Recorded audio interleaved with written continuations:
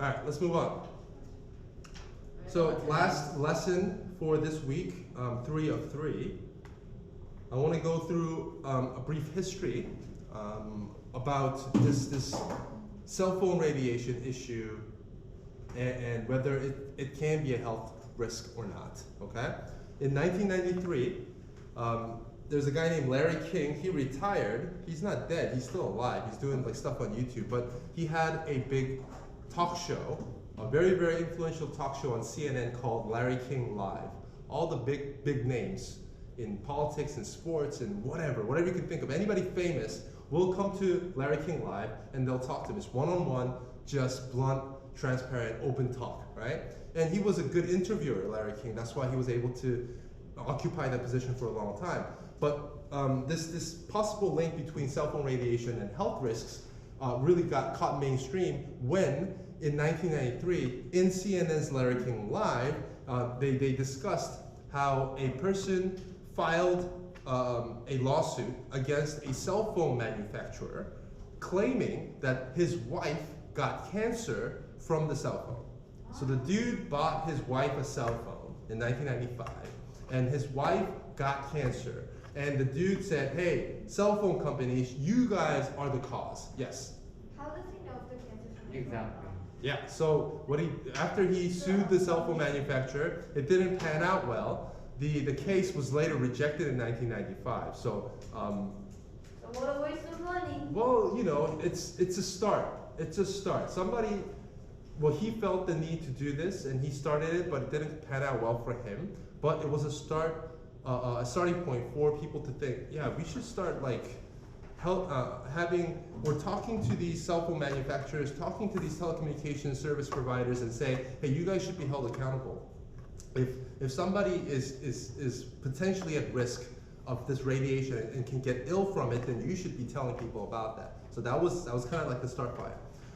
In 2000, the FDA and CTIA, I told you that from yesterday, it's an International Association for the Wireless Telecommunications Industry, signed a research agreement to further investigate the health effects. They concluded no association found.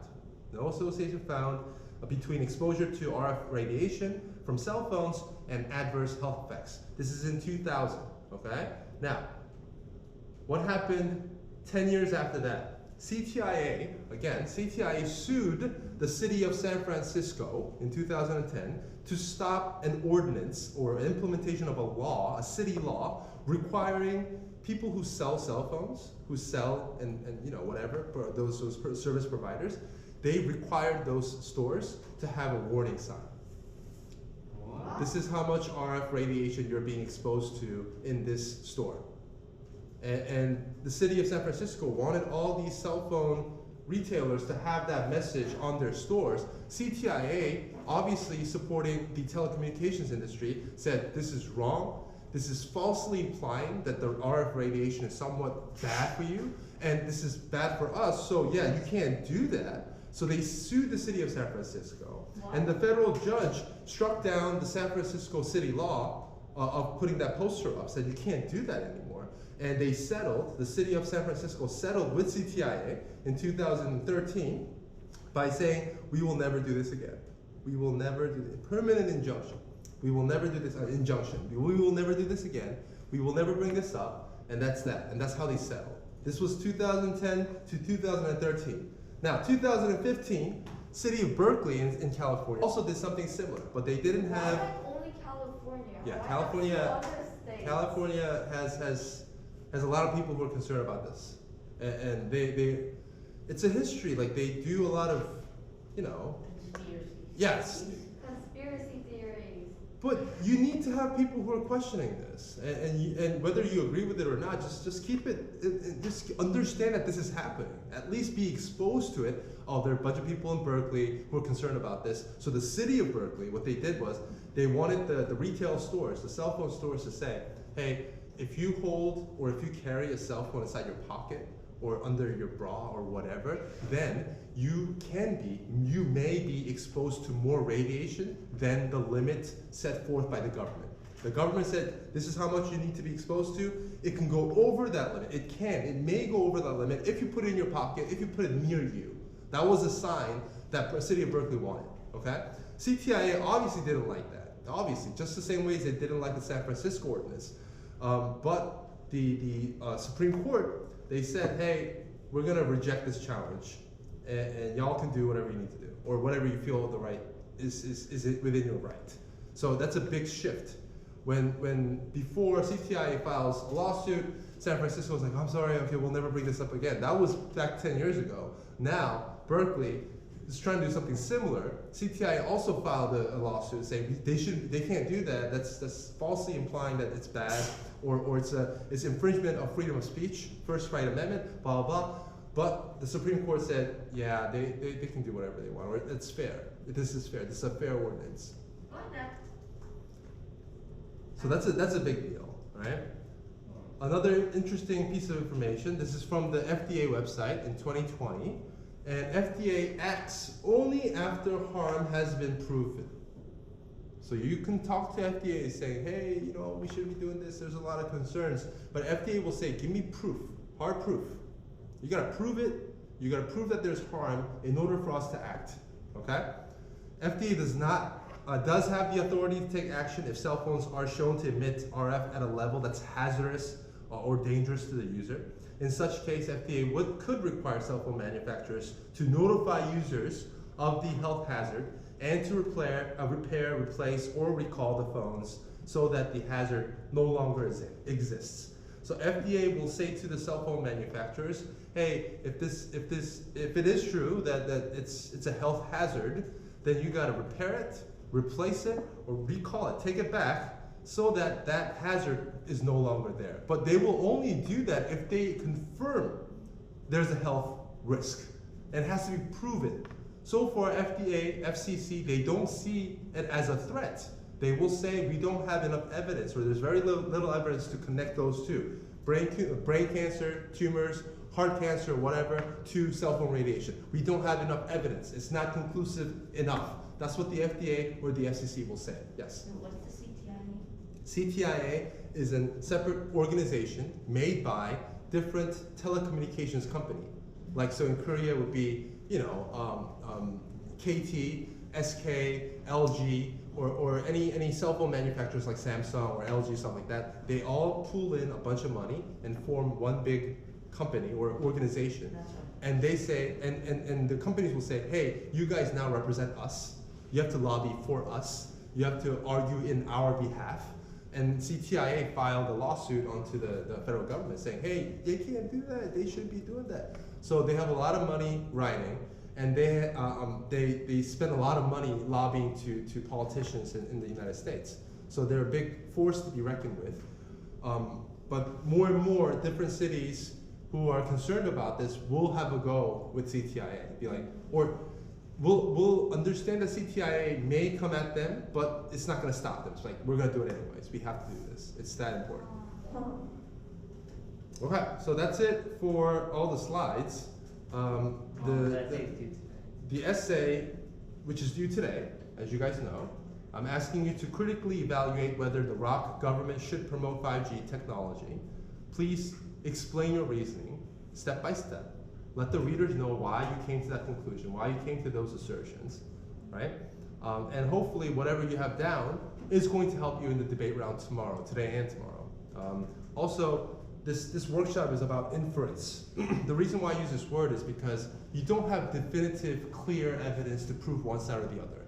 The pro side has a lot of evidence to say there's no health effects, or there's limited, very little, not enough to be concerned about. That's going to be the pro side. The con side is no, there is a lot of evidence to show that there is a serious concern, and we can't let this just be okay because we're potentially harming a bunch of people.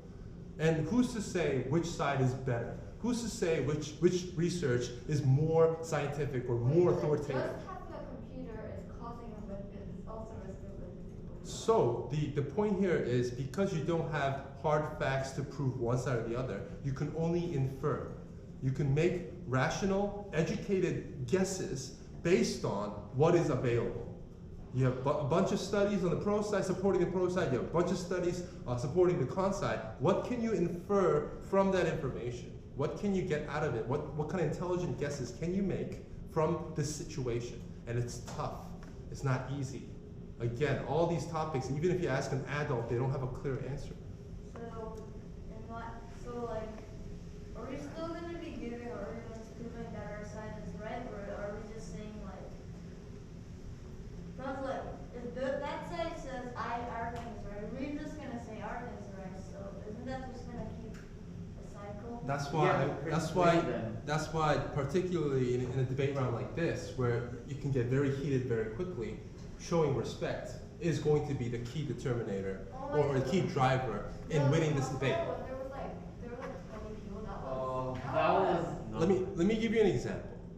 If both sides start screaming about why their research is good and the other side is bad, is that a fair debate? Is that a fun debate? No. Everybody knows that just screaming and yelling at each other doesn't get anybody anywhere.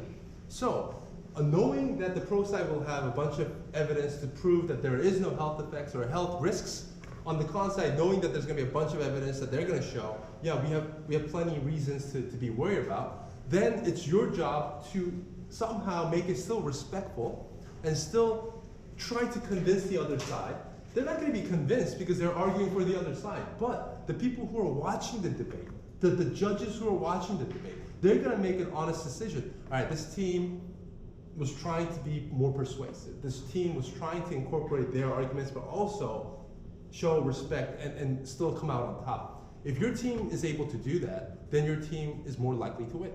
If your team is like, yeah, but that's wrong. Where did you get that source? We can't rely on that source. That's bad. If you do that, then I'm gonna say, okay, they can argue the same way, but that's just a fighting match waiting to happen. We don't want that. We want respect. Wait, can we just say like there's we can't what's the word? Let's just say no questioning sources. Well, you should be able to provide where you got them, right? And if they say, yeah, I don't believe in Google, or I don't believe in yeah, I don't believe in FDA, or I don't Wikipedia. Yeah, I don't believe in whatever, then that's their opinion. That's their opinion. But you can still talk about why you think this is a relevant piece of information. Maybe they don't agree with that, that's fine. But just because you can't convince the other side why this source is good or bad, it would be good if you can, but them pushing you on the spot and say, I don't believe in Google, or I don't believe in Wikipedia, or I don't believe in whatever, then that's their choice. That is their choice. And you can say, okay, I understand that. I see where you're coming from, but we still think this is important. I think we should still talk about it. And if you come out on that position, then you look way better than just saying, I don't take that. I don't believe in that, or I don't like that. I don't believe in Google. Or we can say, well, how do you know you're because the same argument the same rebuttal can be made about sources. And then it's gonna be all messy. So let's say that you guys quote the WHO, the IARC, right? International Agency for Research on Cancer. And when they announced in 2011 that RF cell phone radiation is potentially, possibly carcinogenic, meaning it can cause cancer, they can say, yeah, it means possibly. And there's no clear evidence. And I don't like WHO. They've been messing around with different, whatever. But you can say, yeah, for the same reason, I don't believe in FDA. I don't believe in what the FCC has to say. They have a huge stake in the matter, and they collaborate with the CTIA and the cell phone manufacturers and the wireless communications industry. So yeah, I'm not going to take their word. I would rather just listen to other people. You can argue the same way, but you're not getting anywhere from that stance. You're not getting anywhere. Okay? So please understand that because this topic in and of itself is so divided, with evidence, scientific evidence, both supporting both sides, it's your job to make it respectful. It's your job to still make it sensible, to a point where whoever's watching the debate, they will say, okay, they're trying. These two teams are trying to persuade. They're not trying to shout and assign blame and try to be mean to each other. They're actually genuinely trying to have an honest, open conversation, and they're trying to persuade. I want to see that. I want to see that, okay?